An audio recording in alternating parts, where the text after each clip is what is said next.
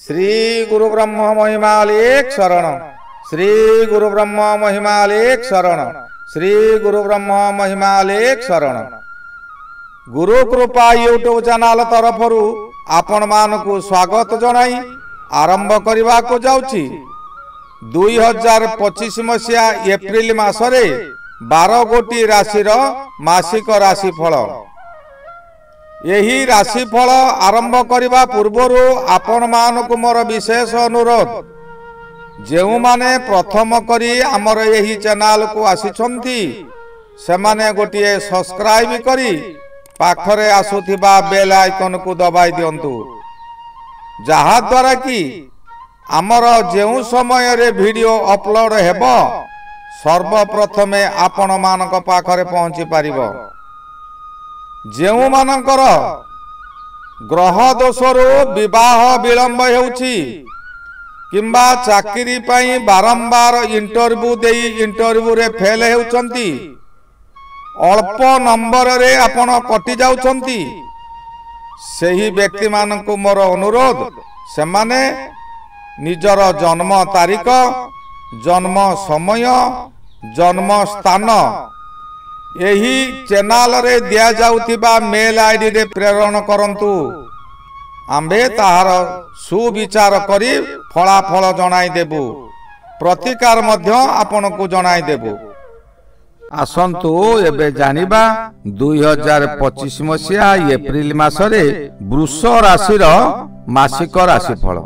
यही वृष राशि राशि चक्रर द्वितीय राशि। वृष राशिर अधिपति शुक्र महाग्रह और चंद्र महाग्रहंकर सिंहासन अटे। एणु वृष राशि सर्वदा शांत शिष्ट भाव कार्य करती, किंतु एक बुझा। यही वृष राशि सकाशे रवि महाग्रह एकादश रे भ्रमण करुअछंती। एकादश रवि जेउ समय रे गोचर रे भ्रमण हेउतांती से समय रे मनुष्य को समस्त दिगरु सुख दियंती, निजर सौभाग्य वृद्धि हुए। जे कोनोसी कार्य कले से कार्य रे आपण को सम्मान मिले, कारण ए समय आपण कोनोसी खराब कार्य रे मन देई पारिबे नाही कि मन देबे नाही। मान सम्मान मिलिबो, आपण को प्रत्येक जगह रे प्रत्येक व्यक्ति सम्मान देबे।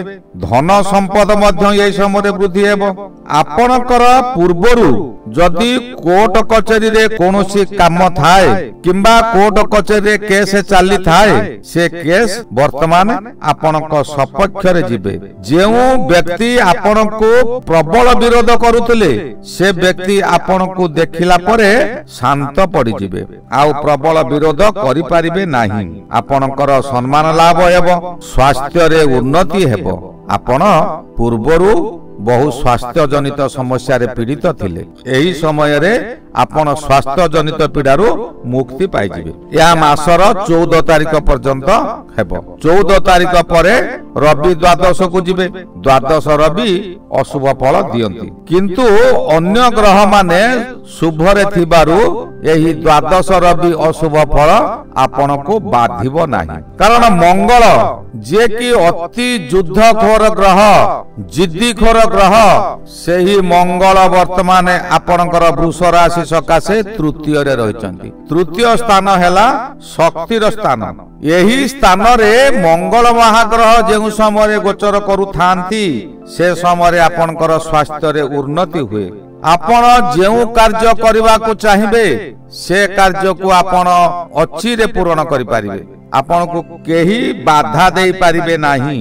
आपण आपणकर संपत्ति को यही समय रे किछि संचित मध्य करि पारिबे। स्वर्ण अलंकार आपण यही समय रे खरीदी करि पारंती। दुख आपणक जीवनरो हटि जीव, आपण को सुख ही सुख मिलिबो। मंगल महाग्रह रक्तर ग्रह हेतिबारु आपण को यही समय रे रक्त जनित पीड़ा जहा पूर्वरु थिला ताहा आपणकर समाधान होई जिवो। आपण अति सहज रे आपण चतुर्दिग रे विचलित करिवे। कथार अछि रक्त गरम हेले मुंड गरम हुए। एही समय रे आपणकर मस्तिष्क ठंडा रहिबो।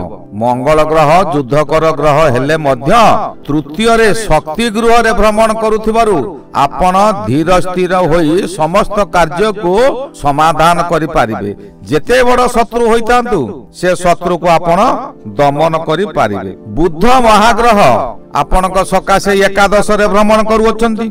एकादश बुध अति शुभ फल देबे। एही समय आपणक परिवार रे सुख घटी जीव। अचानक आपण केउठारु अर्थ लाभ पाइबे किंबा अर्थ आनी केही देबे किंबा कोनोसी अर्थ आपण पूर्वरु बहु चेष्टा करी पाई पारु नथिले एही समय रे सेही अर्थ आपण को मिल जीव।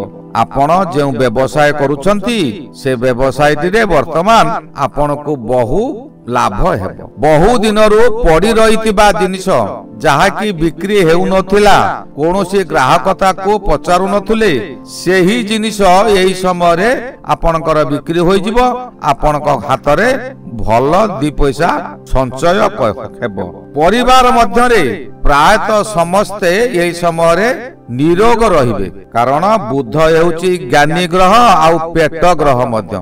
आपनकर पेट रोग परिवार रे जे मानकर थिबो से मानकर रोग भल होई जिवो। शुक्र ग्रह एही समय रे एकादश रे जे समय रे शुक्र गोचर रे भ्रमण करूथांती आपण को अप्रत्याशित भावे अर्थ लाभ कराए। आपण जे कोनोसी कार्य करंतु जेउ कार्य रे पूर्वरु बारंबार से कार्य करी अर्थ पाई नथिले बारंबार से कार्य करी आपण फेल मारुथिले यही समय रे सेही कार्य पुनराय करी आपणकर बहु अर्थ लाभ हेबो। पारिवारिक भितरे सुख शांति रहइबो। शुक्र हेउची सुख ग्रह तेनु आपण स्वामी स्त्री मध्य मध्य सुख एही समय अधिक मिलिबो। एक मन एक प्राण होई आपण चलिबे। यही समय रे जेउ मानकर विवाह हेउ नाही बहु दिन हला चेष्टा करी अविवाहित अछंती बारंबार विवाह भांगी जाउची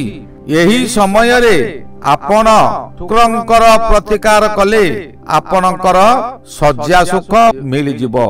आपण कोनोसी चिंता न करी शुक्रंकर प्रतिकार करंतु। शुक्र हेउची लक्ष्मी ग्रह आपण लक्ष्मीकर प्रतिकार करंतु तेबे आपण को समस्त दिगरु सुख सुविधा मिल जिवो। शनि मध्य एही समय रे एकादश रे भ्रमण करूचंती। एकादश शनि शुभ किंतु एही एप्रिल मास रे आपण को शनि कोनोसी शुभ फल देई परिबे नाही कारण शनि हेले वर्तमान गोटिए जन्मित शिशुटीए पर उपरे सर्वदा निर्भर करे। दीर्घ 30 मास कुंभ राशि रे निज गृह रे से विश्राम करी आसीचंती। हठात से कोनोसी कार्य करबा को पसंद करंती नाही कारण शनि महाग्रह होचंती न्यायवंत ग्रह धर्म रक्षक ग्रह। से भल भाव रे आगे देखिबे जे किए केउ परी केउ कार्य करूचंती से कार्य देखि सारिबा परे जाई ताहांकर फल देबे। अर्थात शनि राशि रो 2 डिग्री पार न हेबा पर्यंत कोनोसी शुभ कि अशुभ फल देबे नाही। राहु एही समय रे मध्य एकादश रे अछंती। एकादश राहु मध्य शुभ फल देबे।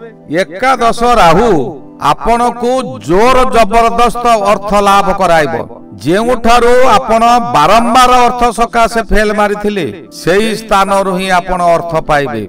जेउ माने पूर्वरु इंश्योरेंस करी कोनोसी अर्थ पाई पारु नथिले मझिरे मझिरे कोनोसी झिंझटा लागि रहउतिला एही एकादश राहु समय रे आपण से इंश्योरेंस टंका पाई जिबे। अन्य को धार देथिबा अर्थ मध्य एही समय रे मिलिबो। शुद्ध मूल सहित मिलिबो। आपण को केही फांकी देई पारिबे नाही। आपण जेउ स्थान को जिबे से स्थान रे आपण को सम्मान मिलिबो। आपणकर बुद्धि प्रखर हेबो। शरीरर तेज बुद्धि हेबो। आपण को शत्रु माने देखिले मध्य भय करिवे कारण आपणकर युद्धकर ग्रह मंगल शुभरे अछंती ओ प्रतापी ग्रह राहु मध्य शुभरे अछंती। मंगल और राहु एकत्र होई आपण को प्रत्येक कार्य रे सहाय्य करिवे। प्रत्येक स्थल रे आपण को विजयी करिवे। सुख सम्मान मिलिबो। साफल्य मिलिबो। विदेशरे बहु अर्थलाभ मिलिब मान सम्मान मध्य मिलिब। केतु ग्रह एही समय पंचम रे अछंती। पंचम केतु एक अशुभ फल दियंती। पंचम रे केतु चलन हेउतिबा समय बंधु बांधव मानक मध्यरे काहारी अशुभ खबर पाई आपण विचलित हो जिवे। तथापि आपनक पाखरे अर्थ थिबारु मनर बल अधिक थिबो।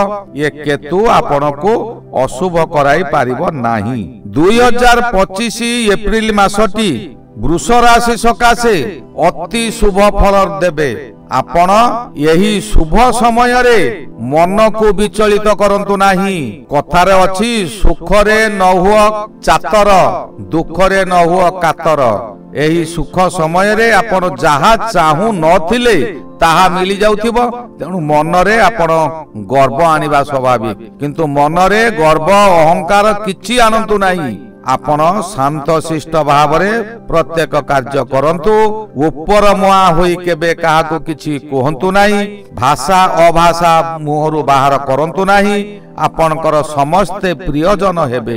परवर्ती समय रे आपनको सेही शत्रु मध्य सहाय्य करिबा को आगे आसीबो। प्रत्येक दिन ब्राह्म मुहूर्तरु शଯ୍ୟା त्याग करी स्नान शौच होई पूर्व दिग को मुख करी ऊर्ध्व को दुई हस्त उत्तोलन करी प्रभुंक ठारे शरण जांतु। आ केवल गोटिए पद कहंतु समर्पी देली पाइल सर्व बुझ कि न बुझ आहे गुरुदेव। यही गला 2025 मसिया एप्रिल मासरे वृष राशि मासिक राशि फल। यार परवर्ती राशि मिथुन राशि सकाशे आलोचना करिबा। से पर्यंत मु विदाय नेउछि। श्री गुरु ब्रह्म महिमा अलेख शरण। श्री गुरु ब्रह्म महिमा अलेख शरण। श्री गुरु ब्रह्म महिमा अलेख शरण शरण शरण।